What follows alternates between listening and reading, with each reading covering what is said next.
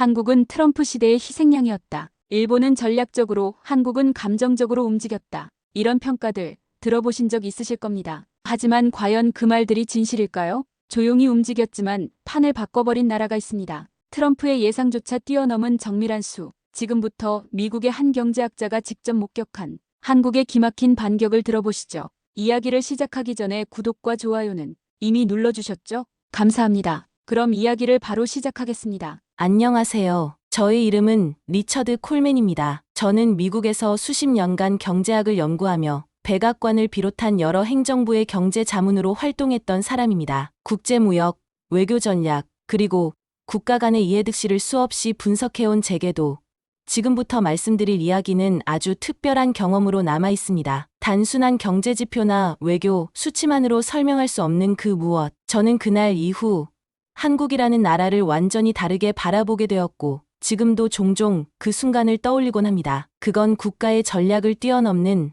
한 민족의 의지에 대한 이야기였거든요. 이 이야기를 시작하게 된 건 어느 날 아침 뉴욕타임스 기사 한 줄이었습니다. 트럼프, 일본 자동차에 25% 관세 부과. 저는 그 순간 어딘가 덜컥하고 가슴이 내려앉는 듯한 기분이 들었습니다. 아니, 솔직히 말하면 좀 통쾌하기도 했죠. 일본은 늘 정교한 외교, 기술로 세계를 움직여왔습니다. 상대의 기분을 파악하고 선물을 먼저 내민 뒤 조용히 대가를 챙기는 방식. 이 전략은 오랫동안 성공적이었고 워싱턴 내에서도 일본은 믿을 수 있는 파트너라는 인식이 강했습니다. 저 역시 그렇게 배웠습니다. 하지만 트럼프는 전통적인 인물이 아니었죠. 그는 감정적이고 직설적이며 때로는 협박처럼 들리는 요구를 거리낌 없이 쏟아냈습니다. 더 중요한 건 기대를 싫어한다는 점이었습니다. 누군가 자신에게 다가와 무언가를 바란다는 기색만 느껴도 그는 본능적으로 그 기대를 부수려 들었죠. 일본은 그걸 간과했습니다. 트럼프가 당선되자마자 일본은 엄청난 속도로 선물 보따리를 풀었습니다. 총리 이바가 백악관을 방문했고 손정희는 미국의 143조 원 투자 계획을 발표했습니다. 주일미군 분담금도 자진해서 인상하겠다고 했고 미국산 LNG도 대폭 수입하겠다고 약속했죠. 그 정성은 눈물겹기까지 했습니다. 일본 언론은 연일 성공적인 접근, 트럼프 감동이라는 표현을 썼고 백악관 출입기자들 사이에서도 일본이 트럼프에게 잘 보이기 위해 애쓴다는 얘기가 오갔습니다. 그런데 결과는 충격적이었습니다. 트럼프는 일본이 가장 두려워하던 결정을 내렸습니다. 바로 자동차 관세 인상이었죠. 무려 25%. 일본의 생명줄과도 같은 자동차 산업에 정통으로 날린 일격이었습니다. 연간 60조 원 이상을 수출하는 일본 입장에선 치명적이었죠. 도요타, 혼다, 닛산 모두 주가가 폭락했고 일본 재계는 말 그대로 멘붕에 빠졌습니다. 그때 저는 백악관 회의실에 있었습니다. 그 소식을 들은 일본 외교관 한 명이 갑자기 자리를 박차고 나가더군요. 그의 얼굴에는 분노보다 더 깊은 허탈감이 서려 있었습니다. 저는 그 장면을 잊을 수 없습니다. 일본이 언제나 통하던 방식이 더는 통하지 않는 시대가 왔다는 걸 절감한 순간이었죠. 그리고 바로 그 즈음 전혀 예상치 못한 나라가 등장했습니다. 한국이었습니다. 아무런 언론 보도도 없이 조용히 정의선 현대차 회장이 백악관을 방문했고 그 자리에서 미국 내 210억 달러, 우리 돈 31조 원에 달하는 대규모 투자 계획을 발표했습니다. 그런데 이 발표가 이전 일본과는 전혀 다른 방식이었어요. 단순한 큰돈을 쏟아붓는 게 아니라 트럼프 정부의 핵심 어젠다인 미국 내 일자리 창출과 제조업 부흥에 딱 맞춰진 정밀한 투자였습니다. 자동차 생산, 철강, 에너지 산업 등 트럼프가 눈독 들이던 부문에 정확히 들어맞았던 겁니다. 저는 그 발표를 듣고 당황했습니다. 도대체 한국은 언제 이걸 준비했지? 머릿속이 복잡해지기 시작했어요. 일본은 트럼프의 성향을 몰라서 실패한 게 아니라 오히려 너무 잘 알았기에 평소 하던 방식으로 갔던 겁니다. 그런데 한국은 그 성향을 꿰뚫어 본 뒤 전혀 다른 접근을 택했던 거죠. 그 차이가 명확한 결과를 만들어낸 순간이었습니다. 그날 밤 저는 홀로 사무실에 남아 메모를 정리했습니다. 창밖으로는 워싱턴의 겨울바람이 매섭게 불고 있었고 제 책상 위에는 백악관 보도자료와 한국 투자 발표문이 나란히 놓여 있었어요. 저는 한참을 그 두 문서를 번갈아 보며 이렇게 중얼거렸습니다. 이번 판, 한국이 이겼다. 이건 단순한 투자 발표가 아니었습니다. 세계 외교의 흐름을 바꾸는 전환점이었고 한국이라는 나라가 보여준 또 하나의 역사적 승부수였습니다. 그 조용한 움직임은 사실 굉장히 한국스러운 장면이었습니다. 예로부터 그 나라는 떠들썩한 전략보다는 묵직한 침묵과 준비를 통해 판을 뒤엎는 방식에 능했으니까요. 저는 개인적으로 그걸 태풍 직전의 고요라고 표현하곤 합니다. 그리고 이번에도 마찬가지였죠. 현대자동차의 정의선 회장이 조용히 미국을 방문했다는 소식을 들은 건 어느 추운 아침 회의 직전이었습니다. 메모장 위에 적힌 한 줄짜리 정보였죠. 정의선 회장, 오늘 백악관 방문 예정. 저는 순간 의아했습니다. 이 시점에 굳이 라는 생각이 들 정도로 아무런 언론 예고나 외교 행사도 없이 진행되는 만남이었거든요. 그런데 그 만남이 끝난 후 공개된 내용은 솔직히 말해 저를 소름 돋게 만들었습니다. 현대차는 무려 $2달러, 그러니 한화로 약 31조 원을 미국에 투자하겠다고 밝혔어요. 하지만 그 액수보다 더 인상적이었던 건 그 투자 방식이었습니다. 단순히 큰돈 줄 테니 잘 봐달라는 식이 아니었습니다. 2028년까지 미국 내 자동차 생산 확대에 $86억 달러, 부품 및 철강 산업에 $61억 달러, 그리고 미래 산업과 에너지 설비에 $63억 달러. 이건 그냥 돈을 뿌린 게 아니라 트럼프 행정부의 경제 정책과 정확히 일치하는 분야에 정밀하게 들어간 투자였습니다. 제가 혀를 내두른 건 바로 그 지점이었습니다. 이 사람들, 트럼프를 제대로 읽었구나라는 감탄이 절로 나왔어요. 트럼프 대통령은 겉으로는 거칠고 충동적으로 보이지만 실제로는 미국 내 산업 부흥이라는 뚜렷한 집착이 있었습니다. 그걸 정확히 간파하고 대응한 겁니다. 그리고 중요한 건 현대차의 이 투자가 단순히 미국만을 위한 것도 아니었다는 점이에요. 미국에서 생산을 하면 자연스럽게 그 무시무시한 25% 관세 폭탄도 피해갈 수 있습니다. 그러니 이건 단순한 선의가 아니라 전략적으로 매우 뛰어난 한 수였던 셈이죠. 저는 그날 밤 잠이 오지 않았습니다. 머릿속에서 이걸 어떻게 해석해야 할까? 이건 단순한 기업의 결정인가? 아니면 국가적 판단인가 끊임없이 되뇌었죠. 그리고 결론에 이르렀습니다. 이건 한국의 불굴의 생존 본능, 그 지혜와 냉철함이 만든 결정이라는 거요. 사실 이런 종류의 결정은 단 하루에 이루어진 것이 아니었습니다. 정의선 회장과 그의 팀은 이미 수개월 전부터 미국 대선 결과를 면밀히 분석하고 트럼프 행정부의 산업 정책 방향을 예측해왔을 겁니다. 한국 기업들의 특징이 바로 이런 치밀한 준비와 선제적 대응 아니겠습니까? 이는 마치 바둑에서 십수 앞을 내다보는 고수의 판단과도 같았습니다. 다른 자동차 기업들이 관망하며 상황을 지켜볼 때 현대는 이미 움직이고 있었던 것이죠. 역설적이게도 이런 신속한 결정과 실행은 철저한 준비가 있었기에 가능했던 일입니다. 특히 인상적이었던 건 투자 발표 후 미국 내 반응이었습니다. 자국 산업 보호를 강력히 주창하던 트럼프 행정부조차 이 소식에 환영의 뜻을 표했으니까요. 이는 현대차가 단순히 돈이 아닌 일자리와 기술 이전이라는 실질적 가치를 강조했기 때문입니다. 미국 중서부 지역에 새롭게 건설될 공장들은 수천 개의 일자리를 창출할 것이고 이는 트럼프 정부의 핵심 공약과도 정확히 일치했습니다. 투자 발표 이후 한국 내에서도 다양한 의견이 나왔습니다. 국내 투자는 어쩌고 왜 미국에 그렇게 많은 돈을 이라는 비판적 시각도 있었죠. 하지만 글로벌 시장에서 살아남기 위한 불가피한 선택이었습니다. 관세라는 높은 장벽 앞에서 우회로를 찾아낸 현명한 판단이었던 거죠. 이 사건은 제게 한 가지 교훈을 남겼습니다. 국제 비즈니스란 결국 읽기의 게임이라는 것입니다. 상대방의 의도와 목표를 정확히 읽고 그에 맞춰 자신의 전략을 조정하는 능력, 그리고 그 판단을 실행으로 옮기는 과감함. 현대차는 그 두 가지를 모두 갖추고 있었습니다. 그날 이후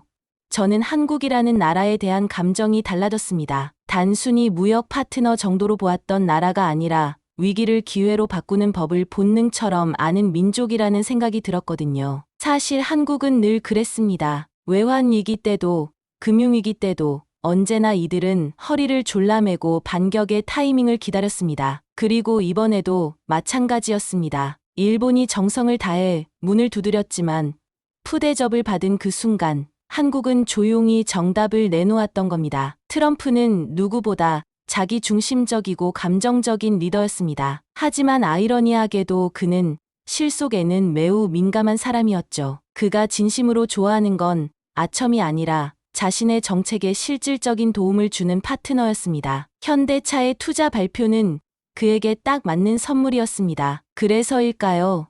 당시 백악관 내부 분위기도 눈에 띄게 달라졌습니다. 한국 이야기가 나오면 참모들 사이에서 고개를 끄덕이는 빈도가 많아졌고, 트럼프 본인도 공개석상에서 한국에 대해 긍정적인 발언을 자주 내놓기 시작했죠. 저는 그 변화를 곁에서 지켜보면서 혼잣말로 중얼거렸습니다. 이건 아부가 아니다. 이건 전략이다. 그건 마치 장기판에서 조용히 말을 옮기던 플레이어가 어느 순간 왕을 포획하는 그런 통쾌한 수였습니다. 일본의 입장은 그와는 정반대였습니다. 16조 원을 퍼부었지만 돌아온 건 매서운 관세와 미군 주둔 축소라는 뒤통수였죠. 특히 후자의 경우는 일본에게 치명적인 메시지였습니다. 미국이 이제 일본을 전략적 동반자로 여기지 않는다는 뉘앙스가 강했거든요. 일본 외무성 관계자와 나눈 비공식 대화 중 그 사람이 했던 말이 아직도 기억납니다. 우리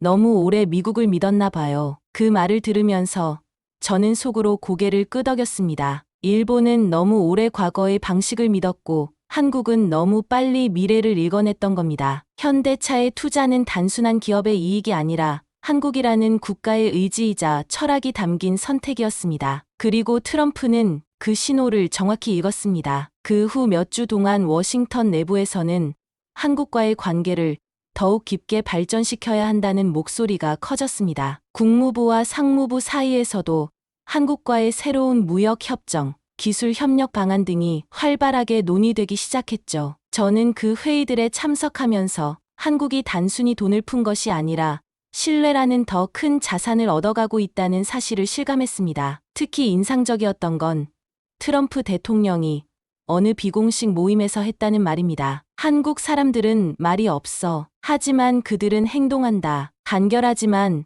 그 안에는 깊은 신뢰가 담겨 있었습니다. 미국과 일본의 관계가 오랜 역사와 전통 속에서 형식적으로 유지되어 왔다면 한국과의 관계는 실질적인 주고받음이 있는 비즈니스 파트너십에 가까워지고 있었던 것이죠. 이 모든 상황을 지켜보면서 저는 문득 국제 관계에서의 타이밍이라는 것에 대해 생각해 보게 되었습니다. 한국은 트럼프 행정부의 심리와 정책 방향을 정확히 파악한 후 가장 효과적인 시점에 움직였습니다. 반면 일본은 오랜 관행에 의존한 채 자신들의 방식을 고수했고 결국 그 대가를 치르게 된 셈이었죠. 워싱턴의 한 저명한 전략가가 제게 한 말이 기억납니다. 한국은 역사적으로 강대국들 사이에서 생존하는 법을 터득해왔다. 그들의 DNA에는 민감성과 적응력이 새겨져 있다. 그 말이 정확히 들어맞는 상황이었습니다. 더 흥미로웠던 것은 현대차의 투자 결정 이후 다른 한국 기업들도 비슷한 행보를 보이기 시작했다는 점입니다. 삼성전자는 미국 내 반도체 공장 확장 계획을, SK그룹은 공장 신설 계획을 연이어 발표했습니다. 이는 단순한 우연이 아니라 한국이라는 나라의 조직적인 생존 전략이 작동하고 있음을 보여주는 증거였죠. 저는 이제 이 한국이라는 나라를 더 깊이 이해하고 싶어졌습니다. 그들의 역사, 문화, 그리고 국가적 정신이 만들어낸 이 놀라운 적응력과 위기 대처 능력이 어디서 비롯된 것인지 말입니다. 어쩌면 그것은 수천 년 동안 강대국 사이에서 살아남기 위해 발전시켜온 집단적 지혜일지도 모릅니다. 그 무렵 미국 내부에서도 균열의 기운이 느껴졌습니다. 트럼프 대통령의 독특한 행보는 유럽, 캐나다, 심지어 가까운 이웃인 멕시코와도 잦은 마찰을 일으키고 있었거든요. 동맹이라 불리던 나라들조차 불안에 떨며 눈치를 보고 있었고 외교관들은 하루가 멀다 하고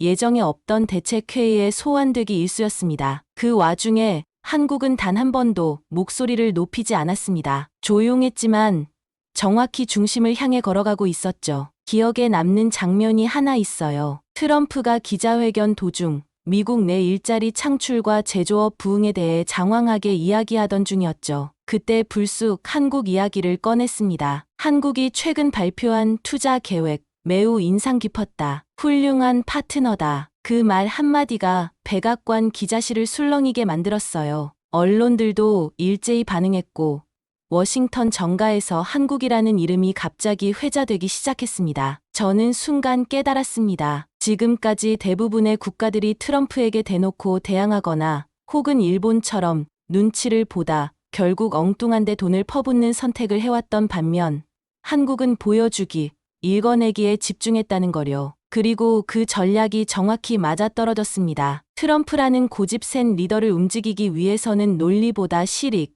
그리고 감정보다 행동이 필요했던 겁니다. 정의선 회장이 백악관을 다녀온 이후 현대차가 다시 한번 주목받기 시작했고 동시에 한국이라는 브랜드가 미국 내에서 단단한 인상을 남기기 시작했습니다. 저는 이걸 무형의 외교 승리라고 표현합니다. 누구도 깃발을 흔들지 않았고 팡파르도 없었지만 결과는 확실하게 나타났습니다. 그리고 이 사건은 한국 내부에도 영향을 줬죠. 당시 한국 언론을 보면 자조와 위기감보다는 오히려 우리도 할 수 있다는 자신감이 조심스럽게 퍼지기 시작했어요. IMF 이후 늘 외부의 평가에 민감하던 사회 분위기가 이젠 스스로에 대한 믿음을 되찾아가는 모양새였습니다. 외교와 경제에서의 작은 성공 하나가 국민 정서에 어떤 파장을 일으킬 수 있는지를 똑똑히 본 순간이었죠. 그렇다고 모든 것이 장밋빛이었다는 건 아닙니다. 국내 일자리 유출 문제, 투자 집중에 따른 국내 자본의 긴장감 등 해결해야 할 문제도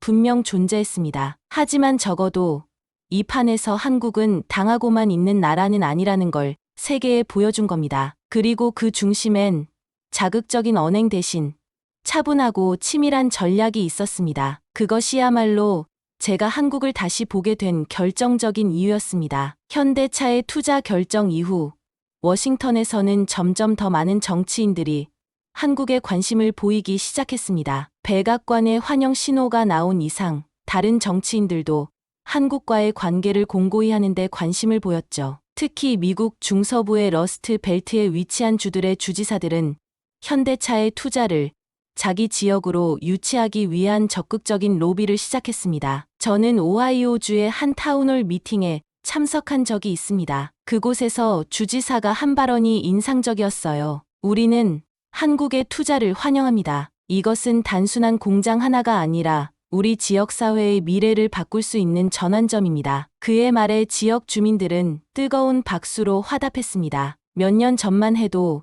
외국 기업의 투자에 경계심을 보이던 지역사회가 이제는 그것을 기회로 인식하기 시작한 거죠. 미국 내 언론들도 한국의 행보를 주목하기 시작했습니다. 월스트리트 저널은 한국식 외교 말보다 행동이라는 제목의 분석 기사를 내보냈고 워싱턴 포스트는 트럼프 시대의 새로운 동맹 모델이라는 사설까지 게재했습니다. 이제 한국은 단순히 북한 문제나 안보 이슈로만 언급되는 나라가 아니라 경제적 파트너십의 모범 사례로 거론되기 시작했습니다. 한편 일본의 당혹감은 점점 더 커져갔습니다. 동아시아에서 오랫동안 미국의 가장 중요한 동맹이라는 지위를 누려온 일본으로서는 한국의 급부상이 불편할 수밖에 없었죠. 도쿄의 한 고위 관리는 비공식 만찬에서 저에게 속내를 털어놓았습니다. 우리는 워싱턴에서 점점 소외되고 있다는 느낌을 받습니다. 수십 년간 쌓아온 신뢰가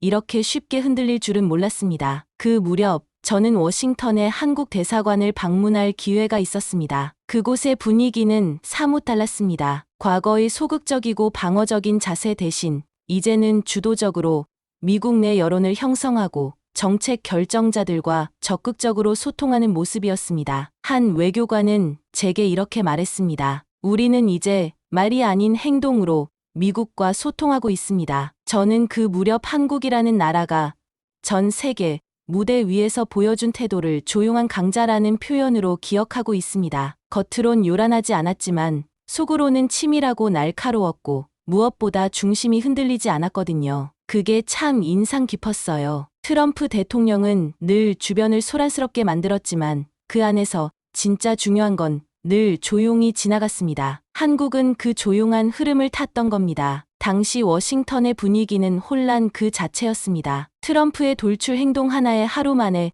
정책이 바뀌기도 했고 트윗 하나로 금융시장이 요동치기도 했으니까요. 그런데 그런 상황에서 현대자동차의 투자 결정은 마치 혼란한 바다 위를 유유히 가르는 큰 배처럼 보였죠. 사람들은 도대체 저 국가는 어떻게 저런 결정을 내렸을까 궁금해하기 시작했습니다. 백악관 주변 싱크탱크와 정책 자문가들 사이에서도 한국의 행보는 자주 언급됐습니다. 누군가는 정의선 회장의 감각이 뛰어나다고 했고, 다른 누군가는 한국 정부가 현대차 뒤에 있었다는 식의 해석을 내놓기도 했습니다. 저는 그때마다 말했죠. 둘 다 맞습니다. 이건 단순히 한 기업의 전략이 아니었습니다. 오히려 민간과 정부가 조용하지만 정밀하게 손을 맞잡고 움직인 결과였다고 봐야 해요. 무엇보다 이 결정의 가장 중요한 포인트는 한국이 스스로를 희생자로 규정하지 않았다는 데 있었습니다. 보통 이런 글로벌 외교전에서 약소국은 우리가 피해자입니다라는 입장을 취하곤 해요. 하지만 한국은 그렇지 않았습니다. 오히려 스스로를 당당한 플레이어로, 능동적인 투자자로 포지셔닝했죠. 이건 단지 태도의 문제가 아니라 세계가 그 나라를 바라보는 시선을 바꾸는 결정적 요소였습니다. 그리고 그 결과는 곧바로 현실로 나타났습니다. 트럼프 정부는 한국에 대해 보다 유연한 태도를 보이기 시작했고, 경제정책의 결정 과정에서도 한국 기업들의 입장이 반영되는 일이 잦아졌어요. 그것이야말로 조용하지만 확실한 좌석 확보였던 셈입니다. 일본은 여전히 그 자리에 멈춰 있었습니다. 엄청난 돈을 쏟아붓고도 돌아온 것은 외면뿐이었고, 이후엔 미군의 전략 재배치라는 차가운 통보까지 받아야 했습니다. 한동안 도쿄발 항공편으로 백악관에 방문하던 일본 대표단들의 표정이 눈에 띄게 어두워졌던 것도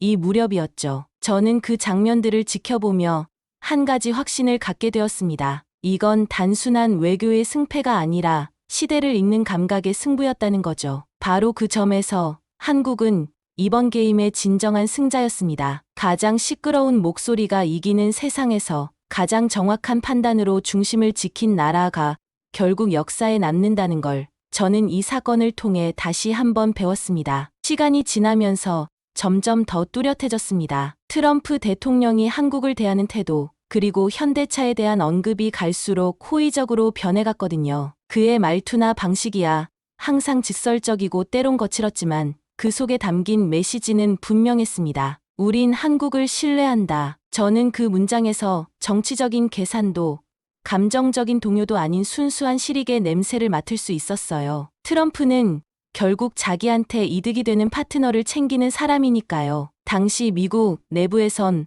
보호무역주의가 한창 힘을 얻고 있었습니다. 자국 산업을 보호하겠다며 해외 상품에 고율의 관세를 부과하는 시기였죠. 트럼프는 이 정책을 밀어붙이며 각국과 무역 협상을 벌였고, 세계는 그 거친 물살에 떠밀려가고 있었습니다. 그때 한국은 물살을 거슬러 올라가지 않았습니다. 대신 흐름을 읽고 그 안에서 최적의 경로를 찾아낸 거죠. 저는 이걸 거대한 파도 속 항해술이라고 부릅니다. 현대차의 투자 결정이 단순히 당장의 이득만을 바라본 건 아니었다는 걸 알 수 있었던 이유가 있습니다. 투자 항목을 보면 미국 내 생산 확대, 철강 및 부품, 그리고 에너지 인프라에 대한 비중이 컸어요. 이건 트럼프 정부의 정책 방향성과 정확히 일치하는 분야들이었습니다. 그러니 트럼프가 좋아하지 않을 이유가 없었죠. 단순히 차를 더 팔기 위한 게 아니라 미국 경제 자체를 지지하겠다는 메시지를 담고 있었던 겁니다. 그렇다고 한국이 미국에게 굽신거렸느냐? 그건 절대 아니었습니다. 한국은 끝까지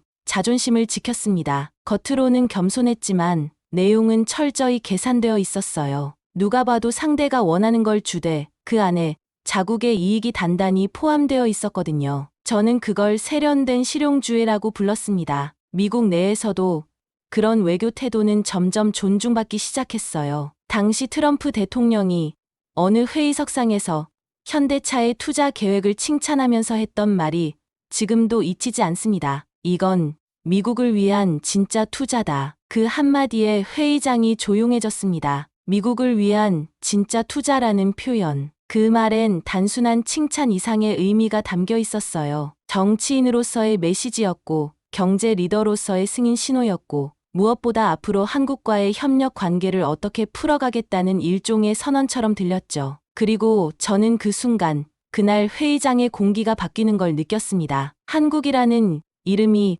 더 이상 아시아의 작은 국가나 단순한 무역 상대국이 아니라 미국의 중요한 경제 파트너로 완전히 인식되었다는 증거였습니다. 그것이 현대차의 발표 하나로 가능했다는 사실에 저는 다시금 놀라지 않을 수 없었습니다. 이런 결정은 절대 하루아침에 나올 수 없습니다. 수많은 자료와 사람, 전략과 미래 예측이 녹아든 결과였을 겁니다. 그리고 그 중심엔 흔들리지 않는 신념이 있었을 거예요. 저는 그것이야말로 한국이 가진 가장 강력한 힘이라고 생각했습니다. 사실 저는 당시 회의장에서 나와 혼자 걸으며 여러 생각을 정리하고 있었습니다. 한국이 보여준 이 행보가 단순한 성공적 협상 전략을 넘어 국제 정치 무대에서 국격이라는 개념을 새롭게 정립한 사건이라고 느꼈거든요. 경제학자로서 저는 숫자와 정책을 통해 세상을 분석하는 데 익숙했지만 그날만큼은 이상하게도 마음이 먼저 움직였습니다. 이건 어떤 숫자로도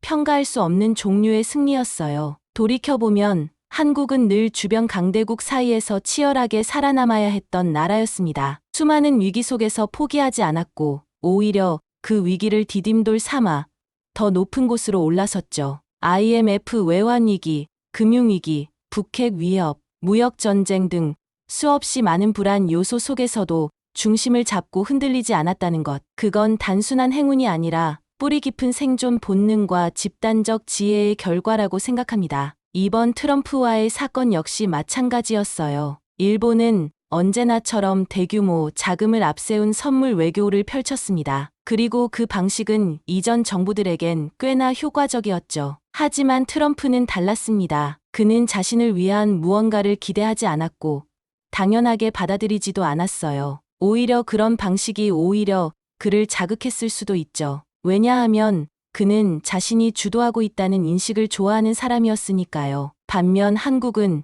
그가 스스로 주도자라고 느낄 수 있는 무대를 마련해줬습니다. 미국 제조업과 에너지 산업에 대한 직접적인 투자, 그것도 트럼프 행정부의 핵심 정책 라인에 정통하게 들어간 구조. 미국 입장에서 보면 이보다 더 정치적으로 멋진 타이밍은 없다는 생각이 들었을 겁니다. 현대차가 그렇게 완벽한 타이밍에 완벽한 메시지를 던진 거죠. 그리고 그 결과는 생각보다 깊고 넓게 퍼졌습니다. 미국 내 자동차 시장에서도 현대차에 대한 인식이 달라졌습니다. 그저 값싼 수입차가 아니라 미국 산업에 기여하는 파트너로 인식되기 시작했거든요. 대중의 인식이 바뀌고 정책 담당자들의 태도가 변하면 그건 단순한 이미지의 변화에 그치지 않습니다. 실제로 규제, 정책, 협상 전선 전반에 걸쳐 그 나라에 대한 입장이 바뀌게 됩니다. 한국 정부도 그 분위기를 감지하고 나름의 외교 전략을 정비해 나갔던 것으로 기억합니다. 눈에 띄게 거창한 행동은 아니었지만 각 부처 간 공조가 탄탄해졌고 대미 협상팀 역시 그 여세를 몰아 연달아 좋은 성과를 냈어요. 저는 그걸 보며 이런 생각을 했습니다. 아, 이건 국가 차원의 시나리오였구나. 현대차라는 말 한 수가 끝이 아니라 시작이었다는 거죠. 그리고 그것은 놀랍도록 치밀하게 설계된 움직임이었습니다. 저는 종종 지인들에게 말하곤 합니다. 외교에서 이기는 나라란 가장 많은 소리를 내는 나라가 아니라 가장 많은 시나리오를 준비해 놓은 나라라고요. 이번 사례는 그 말을 완벽히 증명해 줬습니다. 겉으로 보기엔 조용하고 단순한 투자 발표였지만 그 이면에는 수많은 예측과 분석, 그리고 국민의 신뢰와 의지가 녹아 있었습니다. 그리고 그 결정은 단순히 미국을 만족시키는 데 그치지 않고 한국이라는 나라의 위상을 세계 무대에서 한 단계 끌어올리는 결정적 순간이 되었습니다. 지금 이 순간에도 저는 당시를 떠올리면 가슴이 묘하게 뜨거워지는 걸 느낍니다. 한국이 보여준 그 전략과 태도, 그리고 그 안에 담긴 고요한 의지와 냉철한 이성은 마치 수십 년을 앞서 본 사람처럼 선명했습니다. 세계 외교사에서 이런 순간은 드물어요. 어떤 국가는 우연히 기회를 만나기도 하고 또 어떤 국가는 위기를 기회로 바꾸지 못한 채 무너져버리기도 합니다. 하지만 한국은 이번에 명백히 증명해냈습니다. 위기 속에서 길을 찾고 그 길을 다듬어 미래로 나아가는 국가라는 거요. 이야기의 마지막에 다다른 지금, 저는 한국이 보여준 이 전체 과정을 하나의 커다란 국가적 서사로 기억하고 있습니다. 처음엔 그저 하나의 기업 발표로 여겨졌던 것이 결국 외교, 경제, 정치, 심지어 국민 정서에 이르기까지 폭넓은 영향을 미친 하나의 결정적 전환점이 되었죠. 마치 도미노의 첫 번째 조각처럼 말입니다. 이제 와서 생각해보면